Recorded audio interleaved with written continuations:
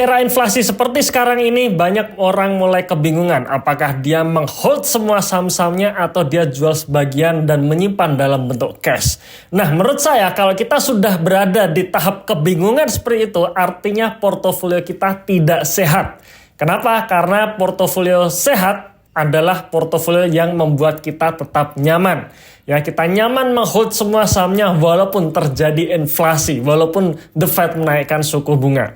Nah, saya ingin share bagaimana kinerja portofolio saya sampai dengan detik ini, sampai saat video ini diambil. Oke, sebelumnya ini adalah kinerja portofolio saya di akhir tahun 2021, di mana saya menghold ya sekitar 14 saham. Ya, dan di posisi ini kas saya hanya tinggal 1%. Saya memang selalu menghabiskan cash setiap bulannya karena menurut saya menyimpan cash itu sama dengan membuat aset kita tidak produktif. Nah, di sini teman-teman bisa lihat ada beberapa saham yang sudah mencapai beggar ya, dan ada yang belum.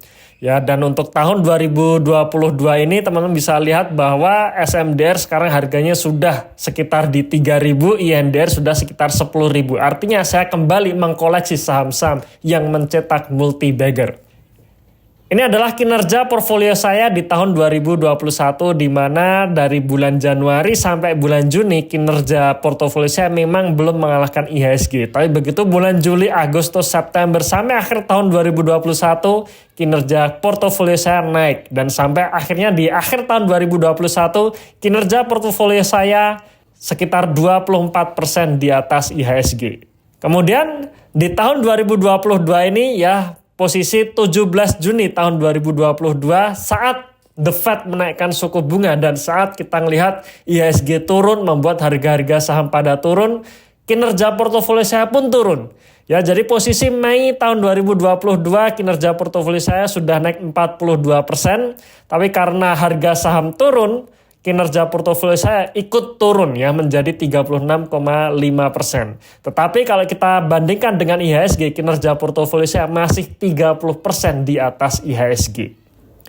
Dan ini adalah kinerja portofolio saya selama 2,5 tahun terakhir ya, di mana saya baru menghitung kinerja portofolio saya di tahun 2020 kemarin. Tahun 2020 kita ketahui ya terjadi crash. IHSG sempat turun 30%, tapi di akhir tahun saham-saham pada naik membuat IHSG hanya minus 5%. Portofolio saya hanya naik 1,9%.